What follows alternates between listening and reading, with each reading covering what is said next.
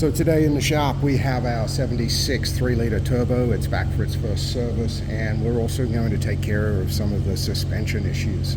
This car is riding very, very low. When you drive it at speed, especially on a boost, it's a lot more unstable than it should be. These early cars were never the greatest on the boost, but this one is really needs a lot of work. So we're getting ready just to lift it up and start pulling all the wheels and getting a good look in at our suspension components. We're going to be probably doing new rear torsion bars. We don't know how old they are. The owner is not sure if there was not a bar stuck in the car the last time it was looked at. So we're just going to go ahead and pull all of that stuff apart and start from scratch.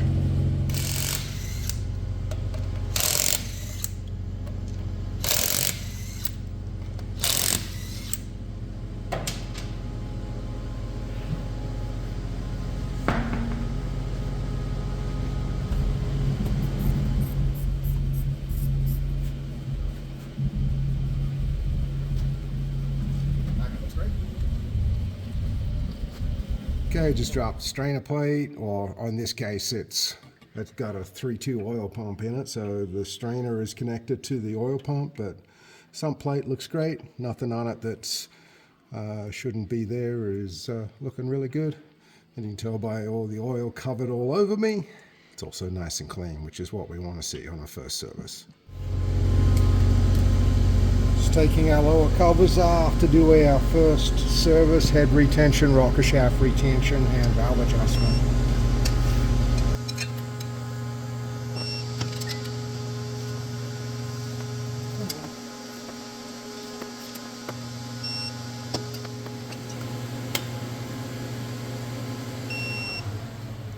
Sweet.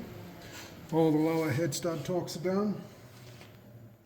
So one of the big things with the turbo is it's a lot of work doing that first service, because you got to disassemble half the intake manifold to get to the valve covers. But one thing that really pays off by doing all of your gaskets and surfaces is my valve cover gaskets came off in one piece with no oil leaks, and I don't have to spend an hour shaving off the nastiness that somebody else put on there. Okay, so we're up to head tensions on the top. A little bit more cramped conditions. I'm in on top of it. My torque wrench turned off because I was lazy. Took too long.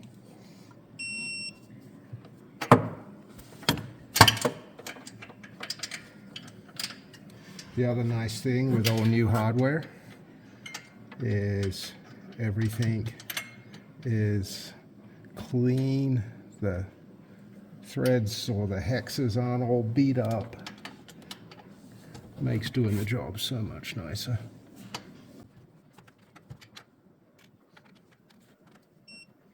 Went to an over torque then, but didn't move.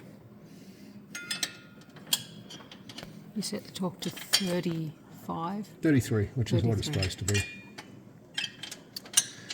Which we can do with this torque wrench, because a regular torque wrench is a little too more challenging. The actual spec is 30 to 33. And you do 35 on an old engine like an old SC to see if the head studs will break.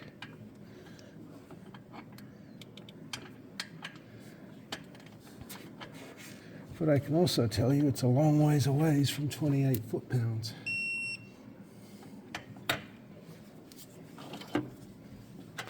Okay, I'm gonna get to the other side. Like a Christmas tree.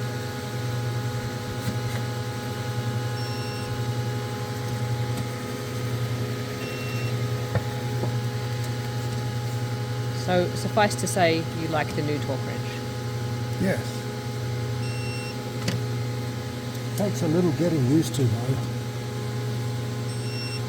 Yeah, the more you use it.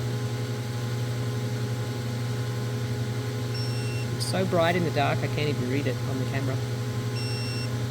I just see the green light.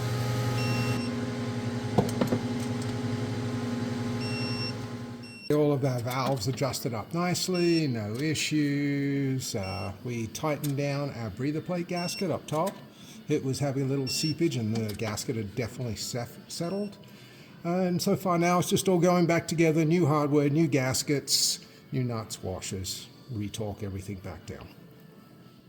Okay, so I've got my upper and lower covers back on. I've got my intake system back on and reconnected, everything tightened down. I've got 10 liters of oil in it, which is enough to start. It'll probably take another liter or so.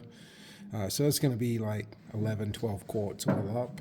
And we're ready to start it up and warm it up. We've got to recheck our fuel mixtures, and that adjustment is up here on the sensor plate.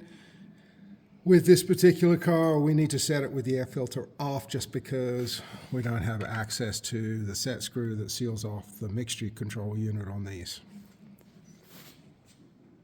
So this is our rear fuel pump, and this one's been leaking. We can see on the front end of it where there's fuel staining.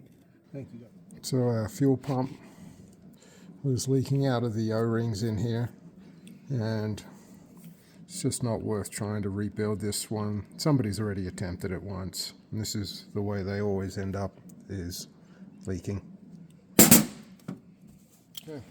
We have a new factory Porsche. My knife needs to be sharpened. Rear fuel pump.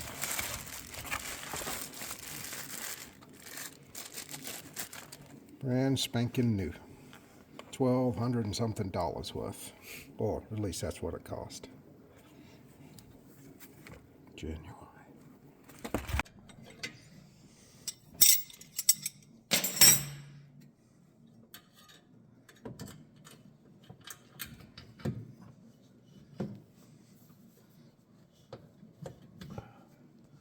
Come on, you gotta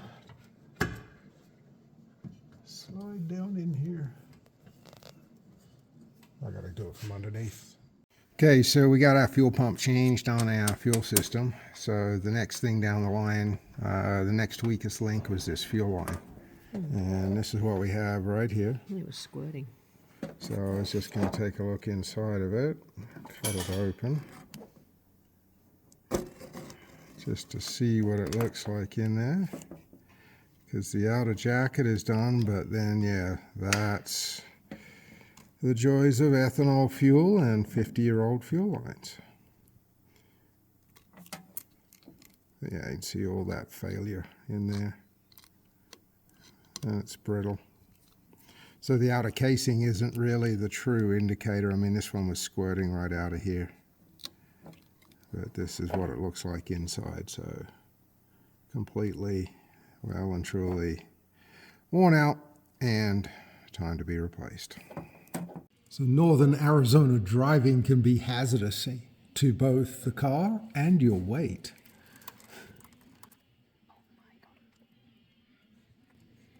There's a lot of rocks.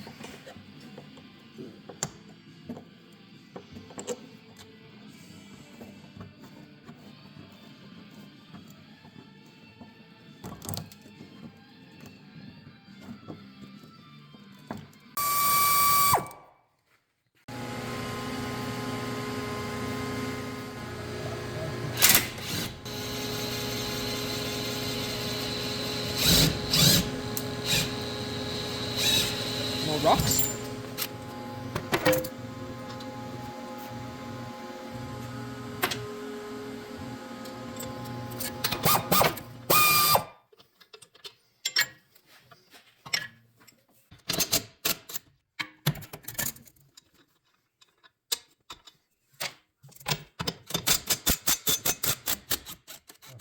Camber and toe adjusters. So now we can see what our starting angle is. Oh, with no load is what you're saying? Correct. Because we've already confirmed the body is 0. Okay. Making sure the car is level before we start with rear suspension spring plate angles. Great. So now You do 26 or something, so it's not that far off. 26.8. See what it's supposed to be. So here's our heights here. So We are 26.8 degrees. 911 turbo with Bilstein shock absorbers. Should be 31 degrees for a Euro, 34 degrees for a USA. So we're off roughly 4 degrees. And every degrees is worth, I think, 8 millimeters. Is that correct? So 32 millimeters too low, which is about right. Let me go look at my numbers. Oh, here we go. 1 degree is worth 8 to 9 millimeters. So 4 nines would be 36. That's like 1.25 inches, I think. 36. No, 1.375, almost 1.5 inches too low from a Euro height. And from a USA height, it's about 8 degrees too low. This is just a crappy job. Oh, you got it. Yep. So what's going on? Well, normally you don't grease this, you grease this end.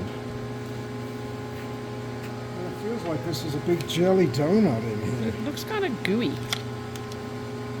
It's all swollen. Maybe they just chose the softer one, because we choose the harder one. What is that red that's stuff? way too. That's dirt because it's sticking to the grease. Is this too gooey? Yeah, it's too soft. You can measure it with the. Yeah, look at this, disgusting. Yeah, we'll get the durometer. Not with these hands. Split on the bushing already.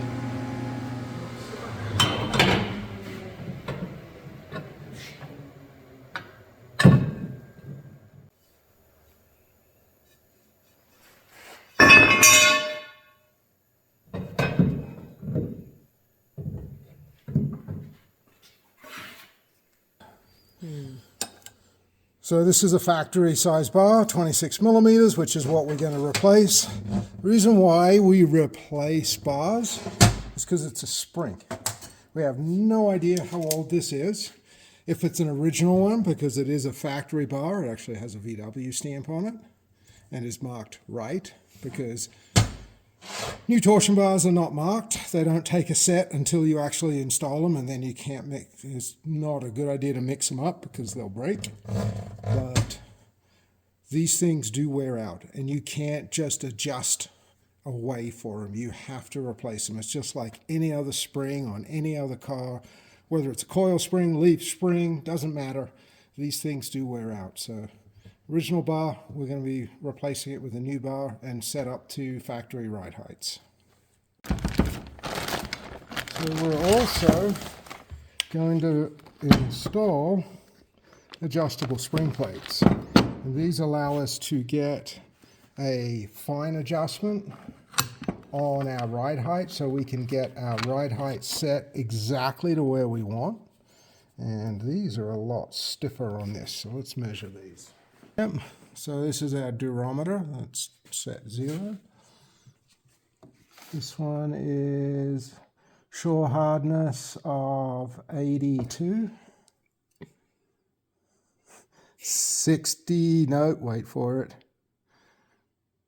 It's digging in even more. 55. So these things are garbage. These are very close to the factory ones. These are not factory adjustable swing arms. Pre-com, so they're coming out of Germany, but I've measured factory hardness, and the shore hardness on a factory bushing is around 85. So these ones are just a hair under that at 80. Yeah, I'd go for it rather than replace them. Yep. And these ones are actually vulcanized to the arm like the factory does. So everything is all set up. Let me get our cardboard stuff out. Have a nice 0 point mark there. Nice. So I bought some bushings in case the bushings on these were too soft. These are the ones that we normally use. These are a Euro heavy duty, and they're coming in at 82. They're pretty much the same as this one. So if you ever do need to replace them, these are the ones to replace with. Okay, so here's our bushing. I haven't pulled it out, but that's the inner one. And it has split as well, and it's super squishy. These are a bearing surface. So when you put in something that's too soft, it just squishes the whole ride up and doesn't allow the torsion arm to really move in there. But on the same hand, you don't want to use poly bronze or poly bushings, because then they become too hard and they just beat the hell out of the body, and they'll squeak and rattle and roll. This isn't too bad. It's a little rough there. We'll clean it up because we want that bushing to move in the body because it's vulcanized to the arm. And they have actually, when they put this together, they greased it backwards. Normally you want to grease the outside of the bushing with silicone grease so it can pivot in the body, and you want the bushing stuck to the arm. So you put it on dry. Normally I'll use a little bit of acetone to install it onto the arm. That allows it to slide on, and the acetone will evaporate away and the bushing will stick. So another thing that I'm noticing when I feel it and smell it, this is a wheel bearing grease, and petroleum-based greases, when you use them on an MBR type rubber, will cause all kinds of weird stuff to happen. It can actually cause this to soften up more than what it started out life as. So you only want to use something that's compatible with rubber components. That's why we use Seal Glide is our lubricant. And it's designed for silicone. It's a silicone-based grease, spark plug boots, batteries, weather stripping, squeaking. So it's designed for use on rubber components. Same size. Great. 26 millimeter.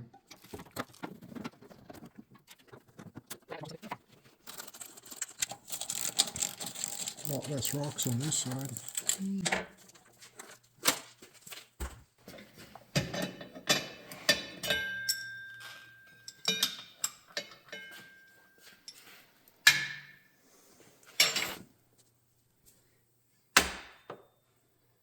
Oh yeah, look at the difference. 28.4, 2 degrees difference.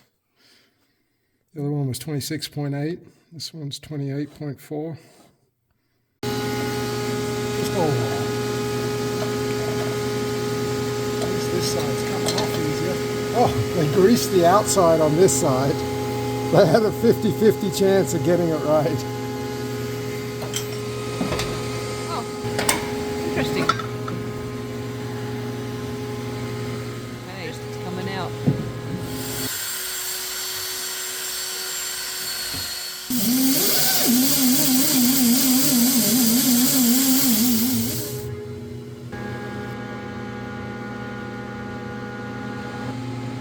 Right. This time you're allowed to use wheel bearing grease.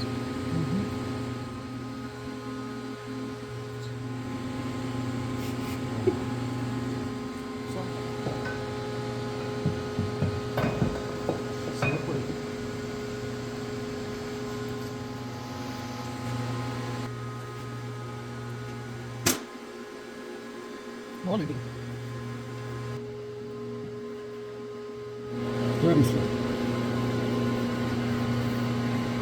What are you supposed to be? 31. Actually, that would be 33.9 would be exactly the USA spec, which is too high. He wants to run We're going to run the Euro spec. 31. Great.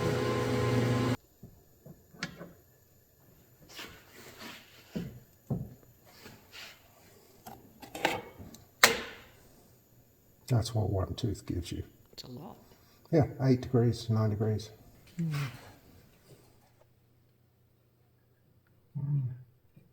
2, 3, 4. Let's see what that looks like.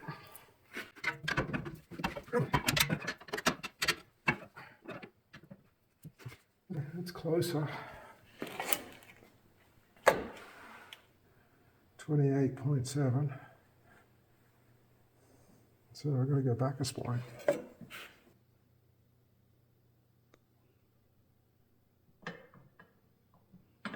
How do you lock it? Tighten the bolt. Oh, I'd say that's pretty much right there. nice.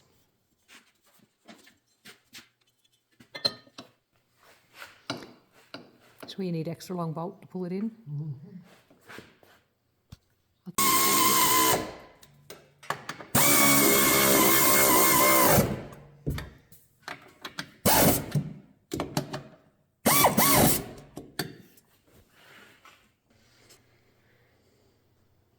Just nice. Okay, so last part of the suspension work, all the hardware that was used in this job was all just wrong. I mean, it's right, but it's wrong. The bolt threads are different. This is a 175 thread versus this is what it should be, a 1.5 thread. Just had problems fitting everything in. These are an 8.8 grade bolt, and they should be a 10.9 grade bolt and a 10.9 grade nut.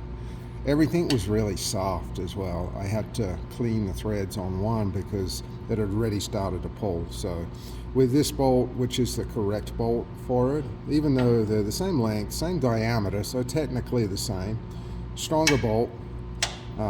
This one with less threads as well, so the nut is not going to be as strong. This is 1.5 thread pitch versus 1.75 thread pitch. So little things like that matter. Also too, I was having problems with the camber adjusting and toe adjuster nuts as well. Couldn't figure out why they felt funny on my 19mm wrench. And you can see how much movement I have, and that's because these are a 1.5 thread, which is correct, but the nut is like from a Japanese car or something like that. So instead of being a 19mm head, it's an 18mm head, which is not a big thing, but what it does is when you're under here doing your alignment, you've got a 19mm wrench and a 19mm socket, which should be everything you need to loosen these bolts to make all your adjustments. Now I got to carry another wrench, and somebody who doesn't know what it is just going to end up putting their wrench on there and rounding that off. Now they're going to have to cut it off, and it's just going to create more problems. So ordered all the correct hardware for it, so when it all goes back together, it'll have all the right stuff. So a little twist on the eccentric, and we're at 31 degrees. So I'm going to pull the spring plate the rest of the way into the body, and before I get too far in where I can't fit my wrench behind the between the spring plate and the body, I'll recheck and make sure that we are still at that 31 degrees. As it comes in, it can make a slight change right here. So as the bushing seats a little bit deeper into the body, so it's just something to keep an eye on. Okay, with everything tight, 31 degrees, matches the other side exactly.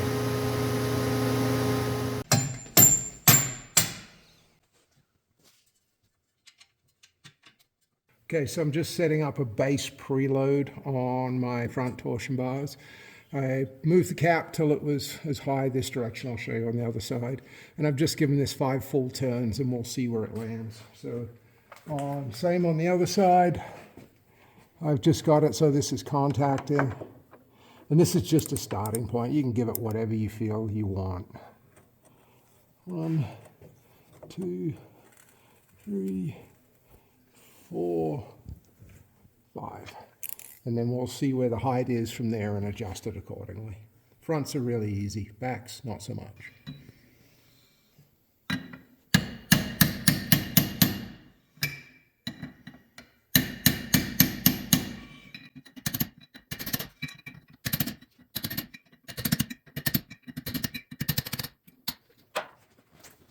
So there's just a little bit of play in these. And all I want to do, I don't want to load the bearings, but I just want to take the play out of them. So I'm going to loosen it, come back off, forward a little bit.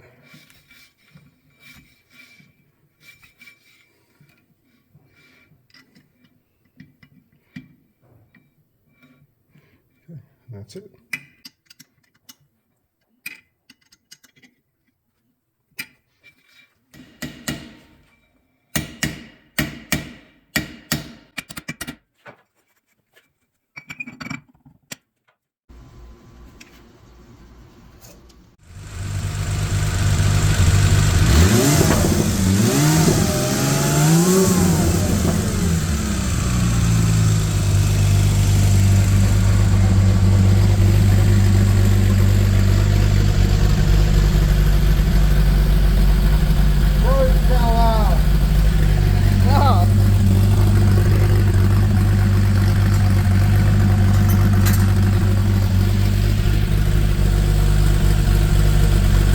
Start again. So our fuel mixtures had richened up a little bit. I could feel it when it started. Right now I just readjusted it. We're sitting 2.2 to 2.3%, 200 hydrocarbons, everything is rolling very high. It's nice. You can't do it without a gas analyzer. The adjustment amount is literally a 32nd of a turn back on the mixture screw. And same as if you're trying to do it with an O2 sensor setup. Ain't gonna happen. You'll just make a mess out of it. So invest in buying one of the machines or find someone that's got one. Okay, on the ground for the first time. Front might be a little bit high, but back looks pretty good. But this is just letting it down on the rack. We got to move it, drive it, settle it. I'm going to let it sit on it for a little bit and cool down. And then we got to move into the alignment process. I'm going to get a consistent starting point too. 1,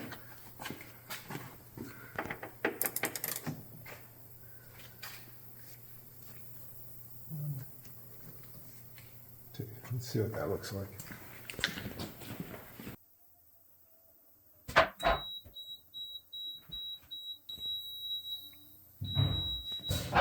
Well, that made almost no difference. Still up in the front though.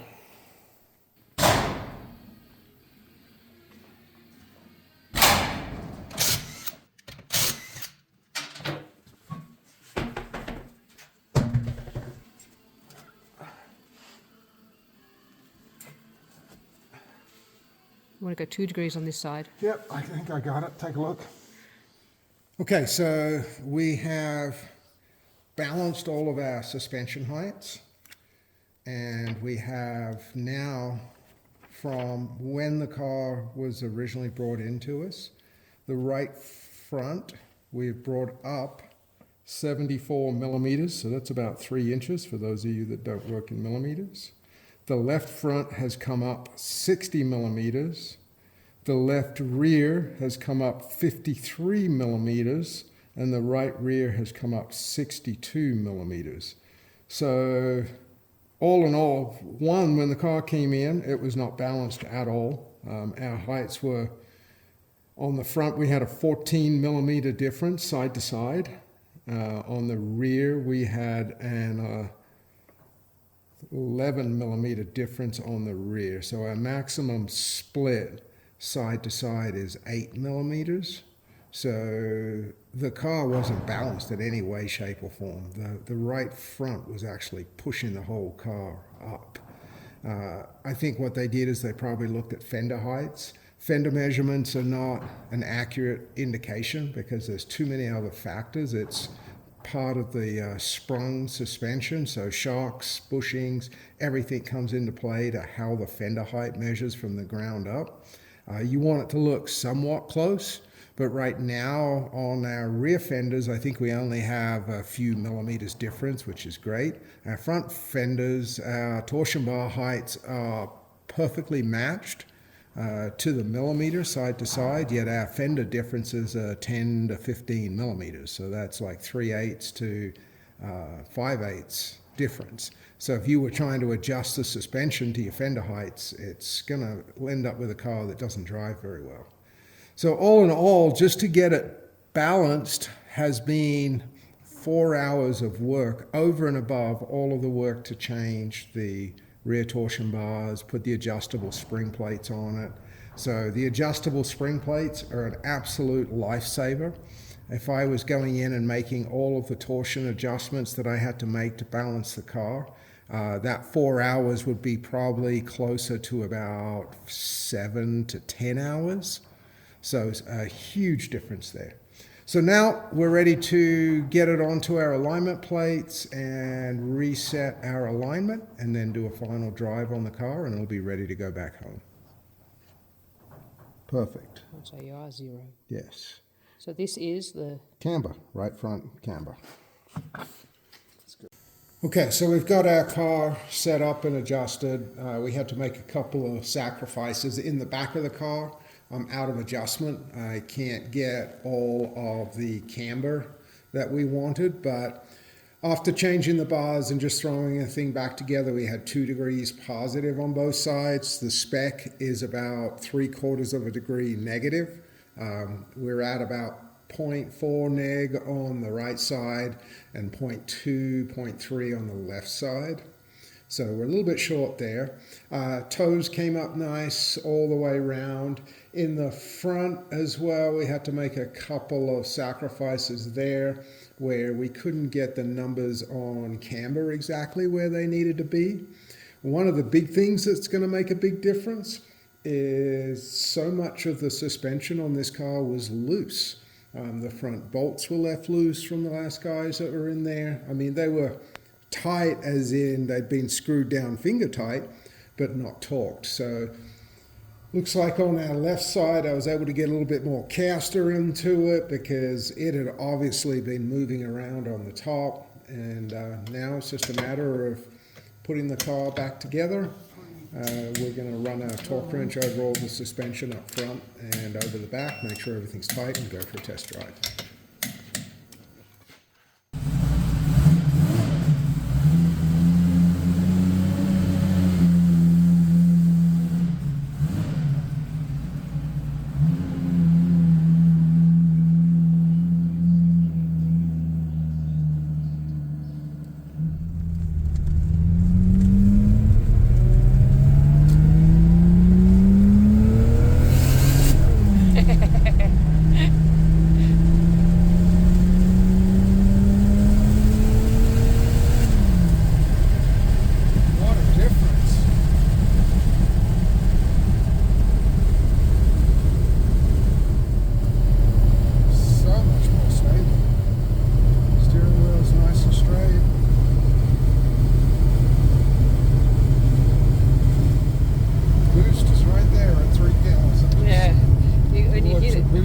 Watch the boost meter come on. Hold on. Just 3,000. Yep, they can boost. Oh yeah.